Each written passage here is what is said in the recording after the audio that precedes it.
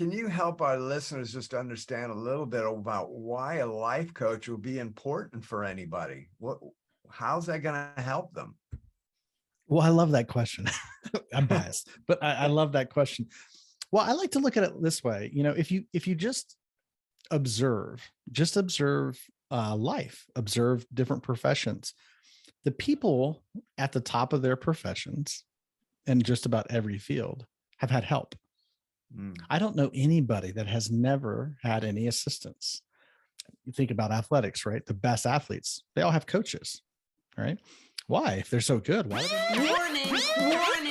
As a medical doctor, I must inform you that there are side effects to this coaching session. Beware. It may enhance your self-esteem, cause you to experience vibrant health, encounter long-term weight loss, heal damaged relationships. Warning, there are side effects to this coaching session. It may increase your enthusiasm for life and bring about hope. It may cause you to have productive and optimistic thinking. It could even help you not allow messed up people to ruin the rest of your life and help you realize the masterpiece that you are and empower you to be the boss of your brain.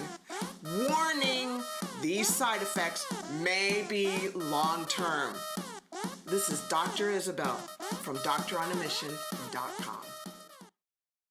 Hi, Jamal. How are you doing? I'm doing well. It's so good to be with you guys. How's the weather over there?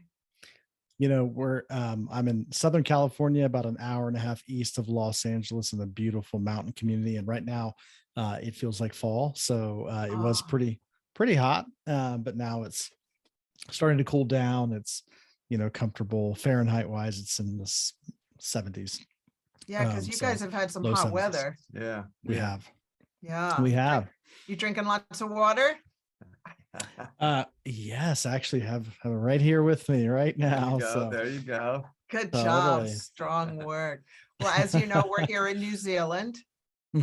That's correct. Yep. Yeah, and we're just stepping into spring, which we're all very happy about because it's been a very cold, wet winter. That's so strange for us, as you know, being from the States, so strange to have it flipped like that. But totally. It is kind of wild, flip-flopping the seasons, trying to keep up with what everybody's doing. We've got, family in that on the northern hemisphere, and we talk to them. They're getting cold, we're getting warmer, and it is interesting when you have those conversations. Oh, absolutely. Absolutely. Yeah. Jamal, how about if I go ahead and introduce you to our listeners, okay? Absolutely, please. Great. Hi, everyone. It's me, Dr. Isabel, and the Chef Michael, my handsome husband. Welcome to the MD and Chef team. We're both going to be interviewing Jamal, and I'm just going to go ahead and introduce you to him, a little bit about him. You ready, everybody? Yeah, Here we go. Let's go. Jamal Jivanjee is a best-selling author, podcaster, and full-time life coach. Strong work, Jamal. That's a lot. Yeah. As an author with over 20 years of experience working with people in various stages of personal struggles and challenges, and after traveling to many cultures around the globe, and now as a full-time coach, Jamal has discovered the common roots of human suffering, along with the sustainable solutions required to help people become liberated and empowered. I love that. Yeah. Jamal is passionate about serving individuals, couples, and groups on the path towards enlightenment, wholeness, and liberation. I love that, Jamal, getting people unstuck so that they can move forward and up. Absolutely. It's such a honor and privilege, and that people would open up their lives and entrust me into that process. So it never gets old. I never take it for granted, and really, really rewarding work. Yeah. Jamal, I was wondering, as we get talking to you about your work and what you're doing as a life coach and in the many areas of your life, how did you come about becoming a life coach? I mean, you weren't born to be a life coach. I mean, you might think you are now, but how did that process happen that you decided I'm going to be a life coach? Yeah, thank you. Thank you for that question. Yeah, as you said, I would have never scripted this. I had no idea that this kind of work even existed, to be completely honest. You know, probably to make a very long story short, from the earliest I can remember, I've always been curious.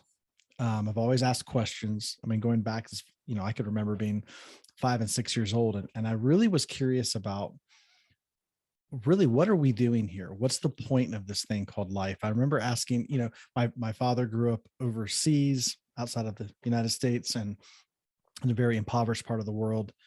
My mother comes from Ohio, Midwest in the United States, southeastern Ohio near West Virginia. A lot of, generational struggle and poverty on both my mother and father's side. So they got married, and of course I'm born into that family. It's a very different culture, not only, very, very different religious culture. So my dad was devout Muslim, my mom was devout Catholic.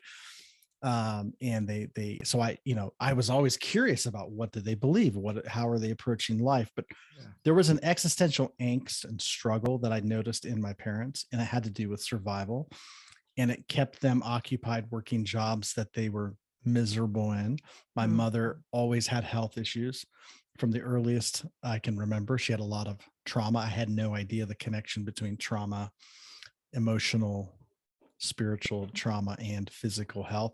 But I grew up witnessing that, and always was curious about, why are we just here to make money and pay the bills?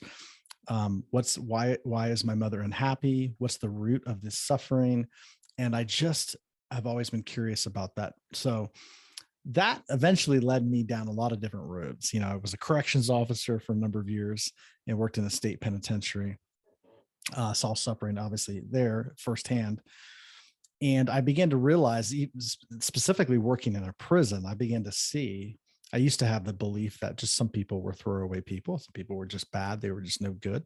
And we just had to lock them up. But what I realized working in the prison, I like to tell people, I became convinced in the goodness of humanity from my time working in a prison, because I could see people at their worst, the behavior, the violence, all the things that were happening in there were a result, and I could see it when I would talk to these folks.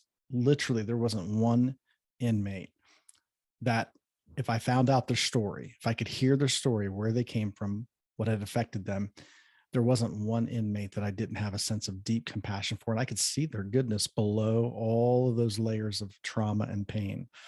And so I started to realize that so much of our problems, and actually all of them, I didn't realize this at the time, but it was a gradual kind of realization that all of our problems at some level are self-created. And that took me out. That was a hard pill to swallow, but to realize, but this was coming from trauma. So I became very passionate about wanting to get to the roots of why people suffer. And if we can help address those roots, we can alleviate people from suffering so that they can actually go on to live the life they're here to live. And so that eventually led me out of corrections and being prison guard for a while. I went into organized religion, became a pastor. Oh, wow. And then I like to say that worked for a while until it didn't. And eventually it didn't work because my life came to a halt. I didn't realize that a lot of the work I was trying to do with people, a lot of the help I was trying to extend to other people, was the work and the attention and the love that I had not learned how to extend to myself. Because I was that is so key. How can we 100%. possibly learn to help other people if we don't know how to love ourselves? I mean, that should just be first grade teaching, don't you think?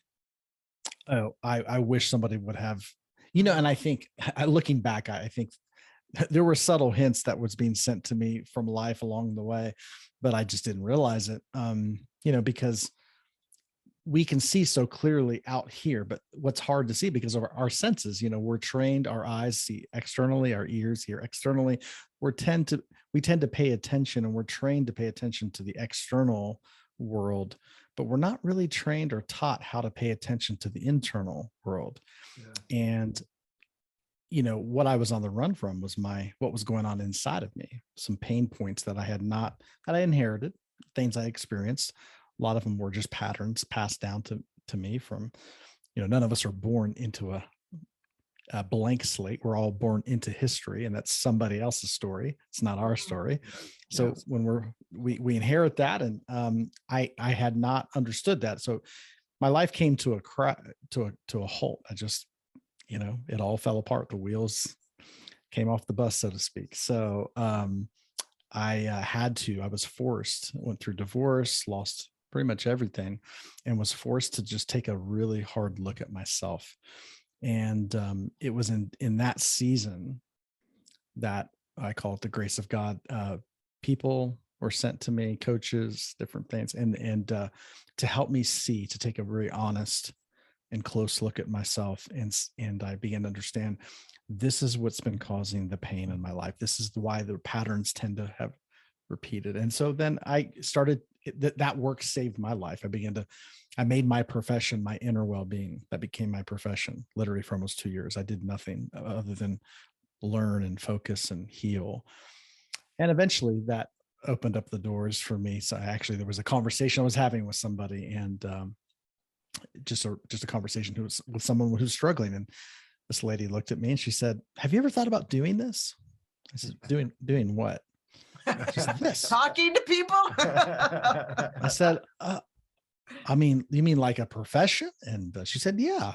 She's like, people that do that all the time. There are coaches there.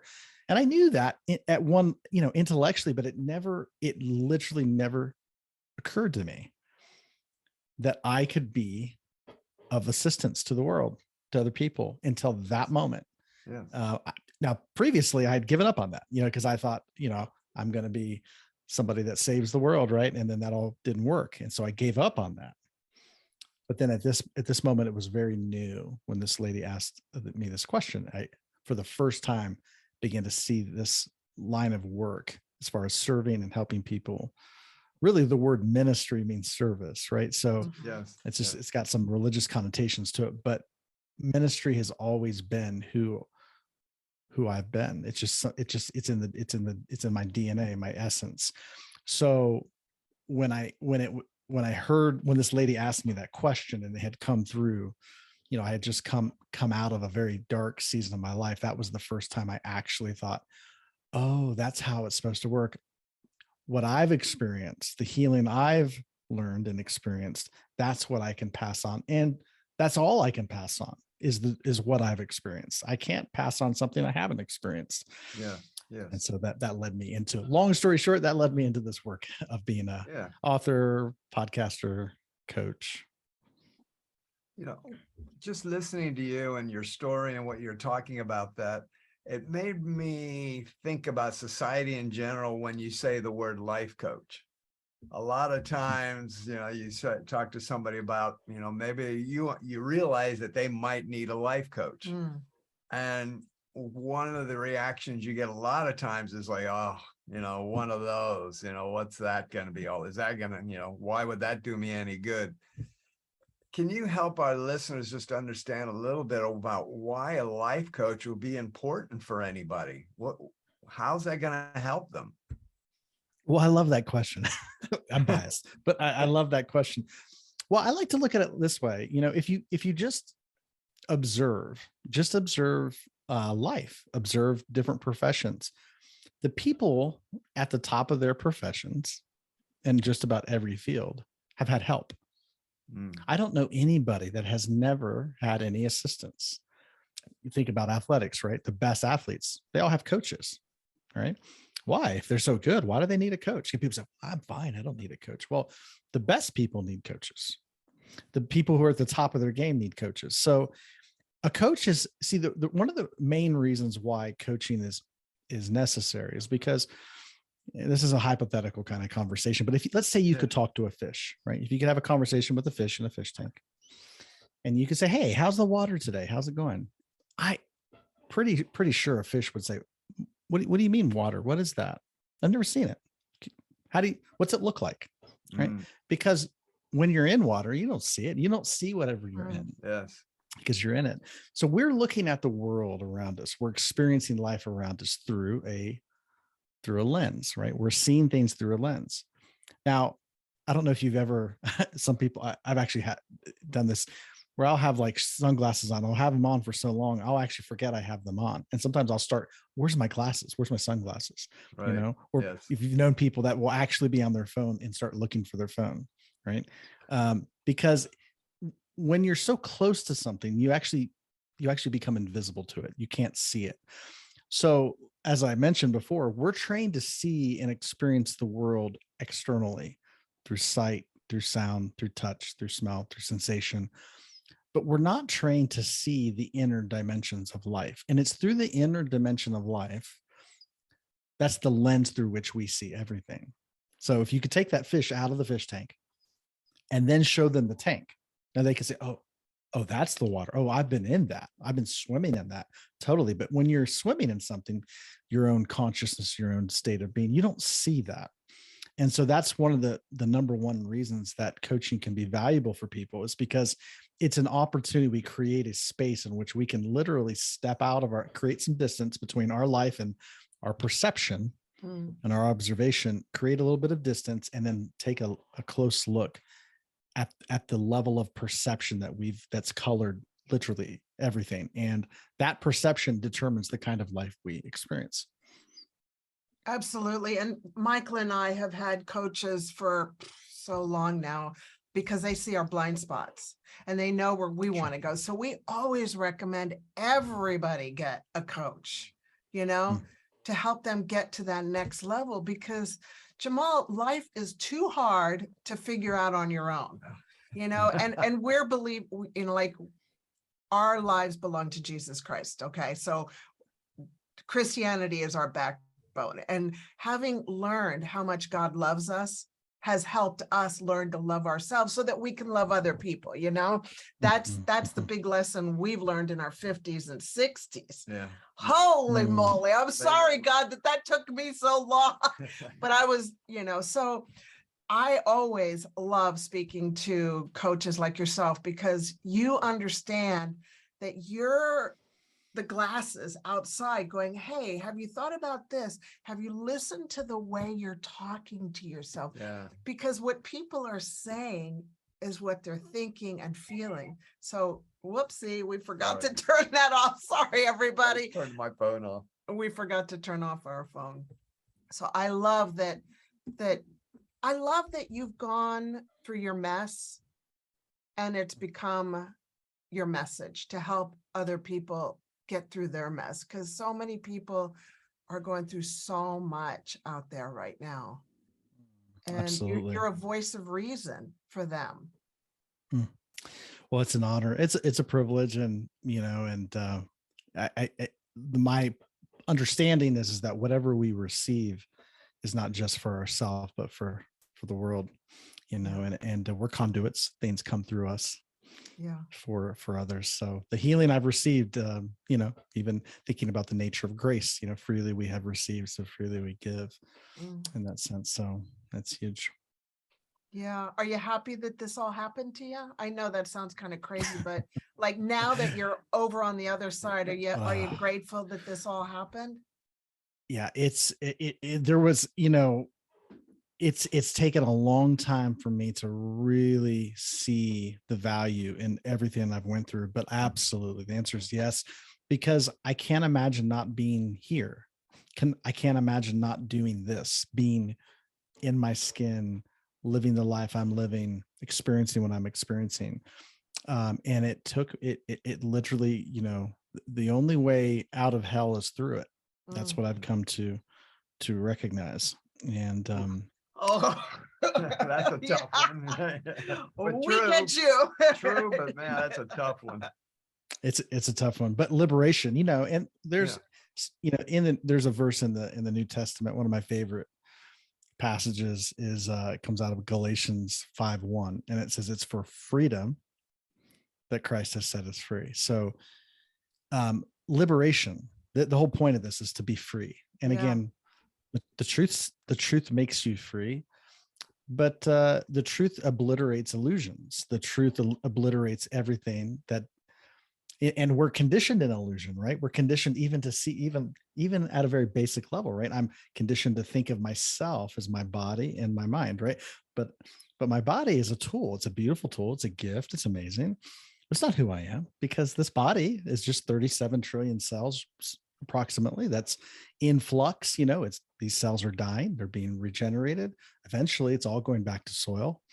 So there has to be something of my essence that goes beyond the body and the mind, right? So I come back to that, and it's to be aware of that truth of the essence of who I am, which is the only way to be set free from the illusion of body mind is to see its limits, and it's when we run up on the limits of this body mind construct that's been causing me all this suffering that I can understand at some point. And I say, oh, okay, I have to take a look at this trauma. I have to take a look at whatever's been causing the suffering in order to get to the roots of it, to heal the roots of it, so I can go beyond this sense of limitation, because the goal is freedom. And that's what we're not going to be satisfied. This is why humans are suffering, because there's a perception, whatever they're experiencing it's not liberation, right? So we're not going to stop until we're totally free. So whatever it takes. I have learned to say thank you. Yeah. I wanted to ask you. I know we both have questions. I know. It's like, and just talking to you, it makes you think about all the different conversations you must have with the clients and the people you work with. Do you find that working with people, because I'm sure you work in so many different areas, there's so many backgrounds you're dealing with, in today's world, in this kind of microwave society, wherein somebody comes to you and like, okay, Jamal, you're my life coach, and boom, within a month, I've got this all figured out. Do you find that there's a process working with people through the journey? I mean, what have you found, working with people and when they first come to you, and how you have to work with them to say, here's what we're doing, here's the process, and how you help them through that? Well, I really appreciate the question. It's such an important question, because one of the first things I have to be very cognizant of, I'm sure you guys are aware of when you're working with somebody, is there is a medication mindset, right? People come with, we've been conditioned, right? By pop a pill, take a, get a shot, whatever, some quick fix. And so people aren't always conscious that they're approaching this work of healing from that vantage point. So I try to help point it out for them. So early on, we have the conversation about what is ease and what is dis-ease, right? So say, think about physical illness for a moment. I was like, how many of us have gotten the flu, right? We get, when you get the flu or you get sick, people always say, I feel like I get hit by a truck. It comes upon suddenly. You don't get hit by a truck gradually. It happens pretty quickly. It just, boom, you get waylaid. But health is very different than that. I've never heard anybody say, hey, how are you today? And they say, I feel like I just got hit by the health truck. I feel like health just waylaid me. Like, nobody really says that. Yeah. It's very subtle. It's gradual. It's subtle. It builds. And so one of the things that's really important in the coaching work, especially the kind of work that I do, is I really emphasize you live life consistently, and it's a process. Living is a process. Health is a process. Restoring ease in the system is a process. You didn't get here overnight, so it won't be an overnight solution. But there's no pill that's going to fix you ultimately.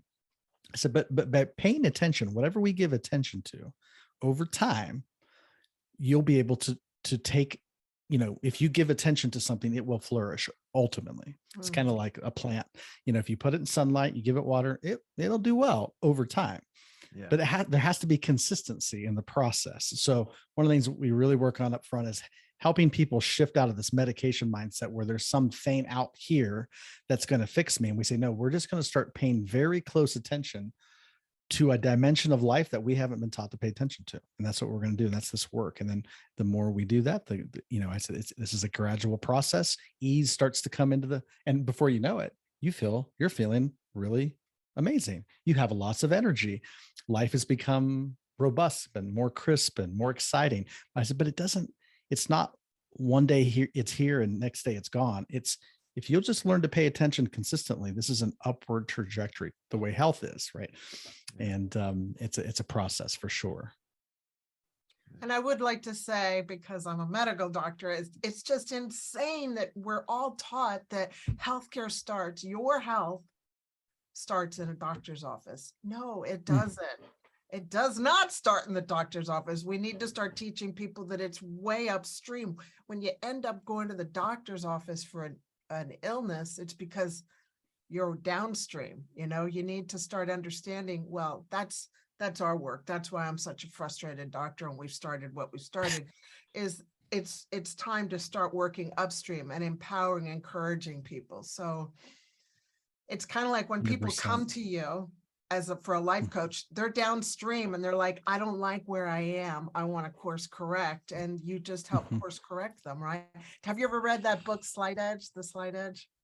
No, not familiar with that. Oh my gosh, that is It's a very such a good good book. book. Just talks about how life isn't just one straight line. We're always either progressing or we're falling off as we go along life. Now, it's about the little daily increments, the little daily habits we do each day. And yes, some days are better than others, but eventually, if you look over a time span, it's just the great example is when you bump into somebody that you know, but you haven't seen them for, let's say, 10 years.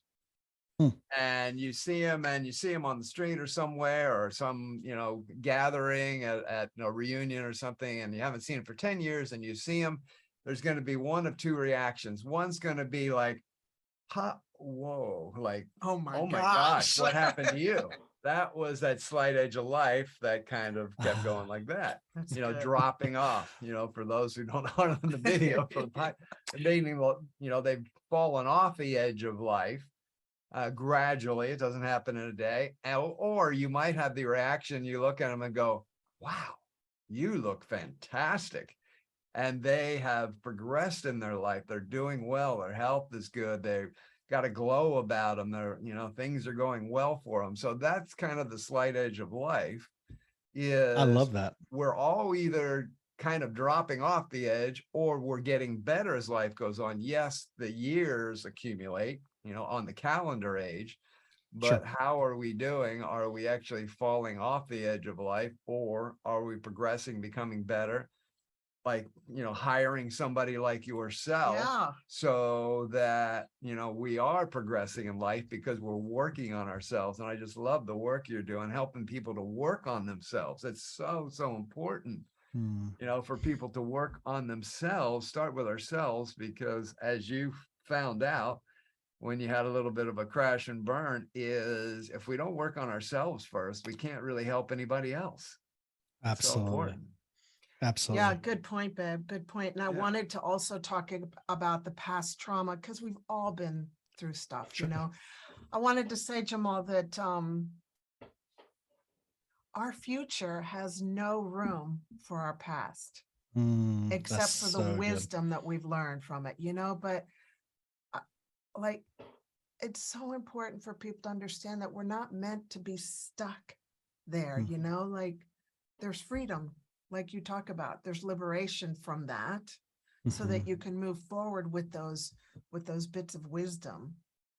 Absolutely. Do you find that that's what's helped you, is getting release from that, learning to move forward? Absolutely. And, when you think about human suffering, what's causing our suffering?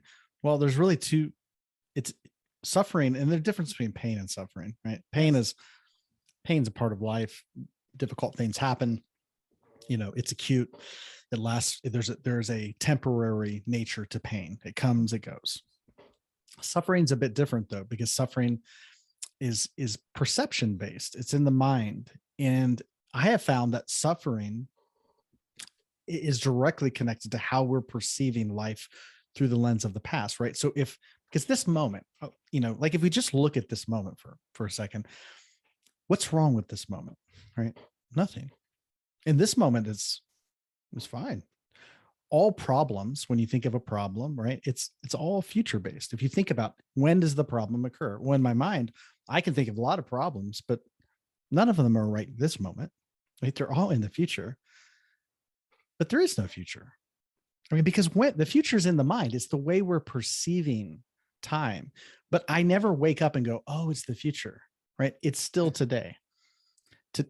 Today is the only day that ever exists. It's the only time. You will never experience life outside of this present moment. Life cannot be experienced in the future. So the mind is creating. The mind is incredibly creative, and it has this imagination.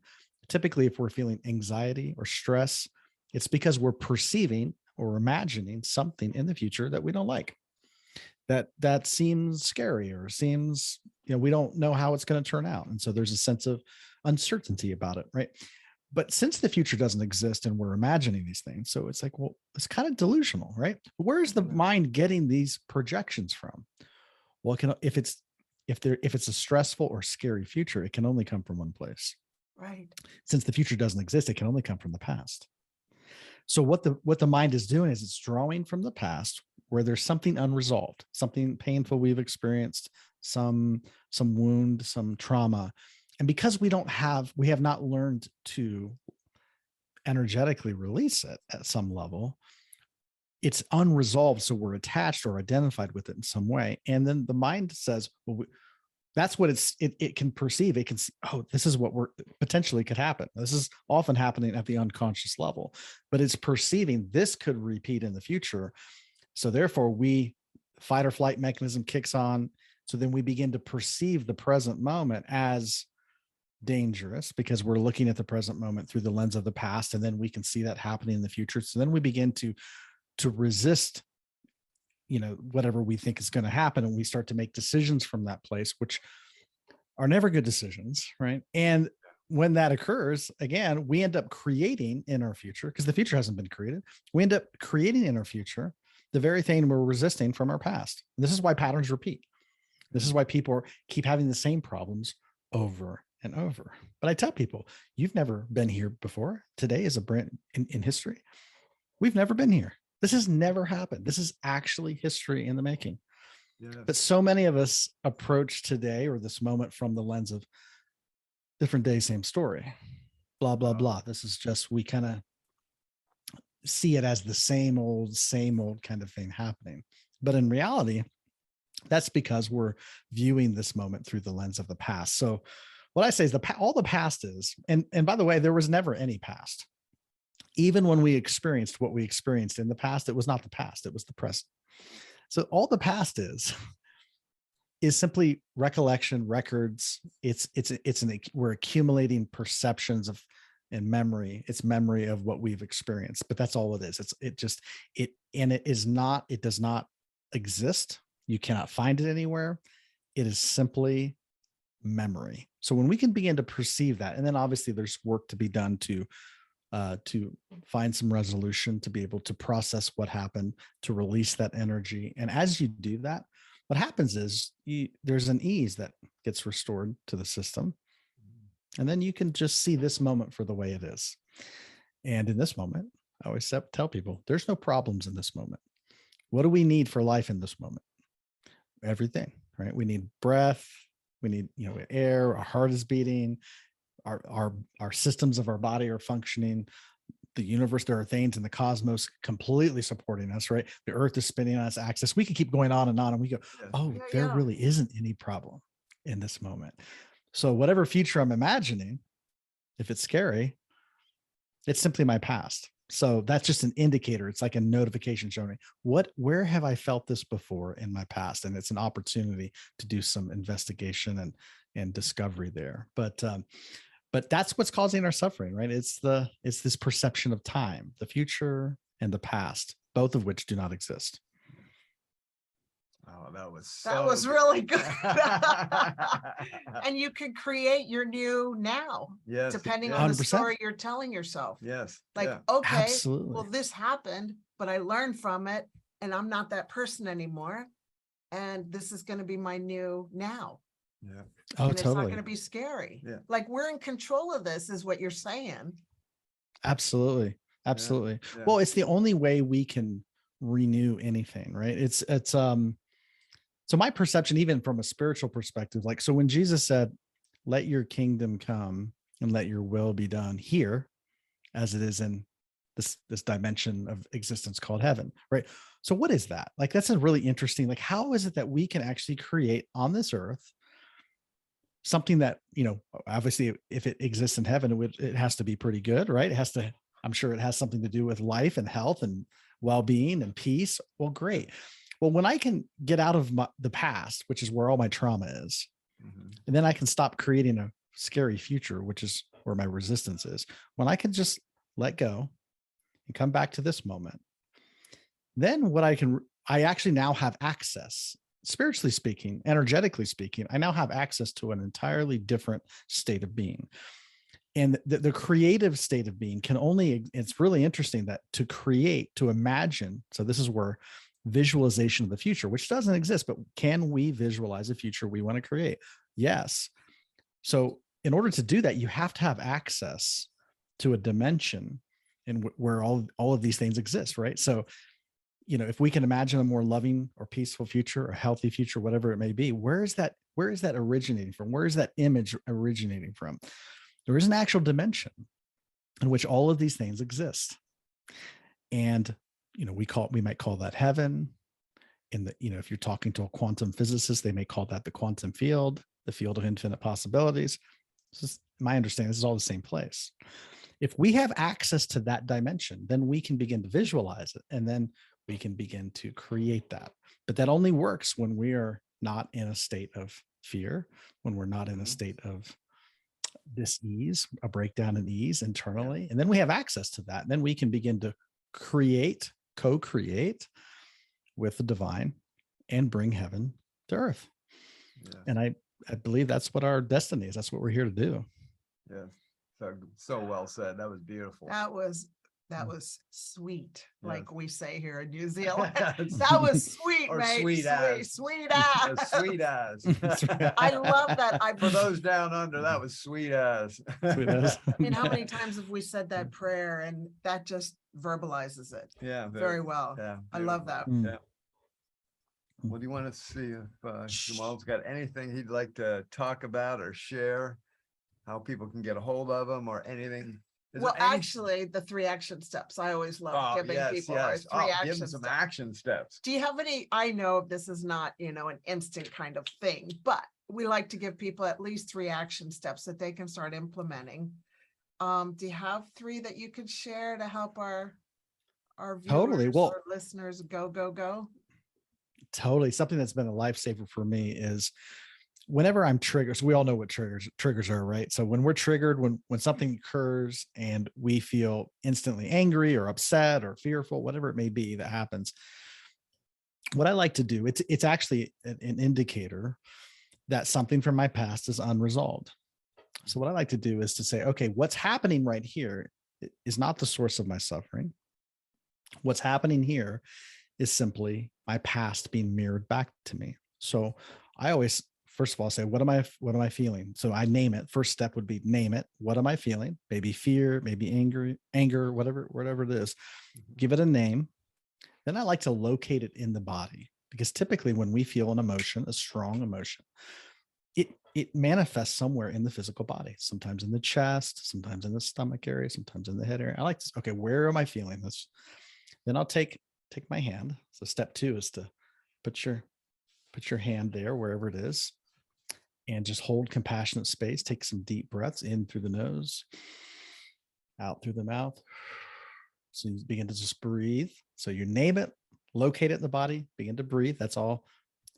That's step 2. Step 1, name it. Step 2, locate it and breathe. And then step 3 is to give it a voice. And the reason that this is so important is because I think about it as a child. If a child falls down and scrapes their knee, first thing they do is they want to run to mom or dad, right? And they are crying, and the mom says, what happened? Tell me what happened. And they'll say, this happened, or they'll say they had a bad dream, same thing, right? They want to tell you about it. They need to get it. They need to express it, because what's happening is you're releasing energy. So you give it a voice, not because it's true or because, it's got credence, but Fear is almost 100% of the time irrational, completely irrational, but it still feels this way. So you want to validate it as being, you're experiencing this. So give it a voice. So tell me what you're afraid of, or what makes you angry about this. And I'll just listen to myself rant for a few minutes, listen to myself express fear. Okay. So it's literally, there's a part of me that's acting as a parent. There's another part that's the child that's affected. And I speak to that child that's in here, that's affected. I say, tell me what you're afraid of. And I just will listen. And then I'll keep asking the question, tell me again, what else? What else is there? What else? Eventually you come to a point where there's nothing left to say. Okay. And at that point, I ask, take inventory. How does it feel? And it's always lighter at that point. And that's how you release the past. Literally, it's a very unique, very easy, quick. I want to say quick, but it's a method that should be applied often. But it's something anybody can do. 3 steps is to name it, locate it, give it a voice. Nice. Those 3 things. Beautiful. And it releases that energy. Yeah. I feel like I've just gone through a session with you. Because, we all still, I still have stuff that still keeps popping up. Yeah, and I'm like, we've got a coach, and we're constantly in work. I mean, we believe in that we're a work in progress until our last breath. I mean, we say that we're in elite training for the second part of our journey. Elite. And, elite trainers like do the hard work, right? Yes, absolutely. So that's the perception we have. I'm 63 and Michael's almost 65. So we're like, okay, God, we got a lot of things that you've deposited in us to do in this world. We want to stay in tip-top form. So by the way, you guys look absolutely fantastic for your age. Stop it. No, I mean that. It's really encouraging because I think it demonstrates that how you live and what you do makes a huge difference. I love that. Yeah. Oh, we're grateful. I'm just grateful to be alive too. Jamal, this is great. Where can people find you? You are a blessing. Thank you. Well, I've really enjoyed the conversation with you guys. Probably the easiest way for people to get a hold of me or to find out about my work is just through my website, which is my first name and last name.com. So JamalJivanjee.com. And I have a book and podcast and then coaching, all that coaching information, all of that is there on the website. It's all on the website. We'll make sure it's in the show notes so people can find you.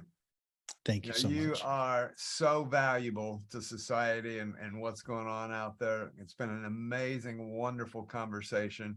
Your work is beautiful. Love your story. I know it's got its ugly stuff, just like all of us. But what I love about what you've done is you've taken that journey, the things you've learned, and you said, you know what, I've got a purpose here. I'm going to do some greatness. I'm going to take this mess that I've been through, turn it into a beautiful message, turn it into a business where I can help and serve the world. And I can tell just talking to you, and I saw your podcast name is, it's the Love Podcast, right? Yeah. Well, the Love Cast. Yes. The Love Cast. Yeah. Well, I just, in our conversation today, I can feel your love, and I know that your clients, the people you work with, is going to feel your love. They're going to feel warm.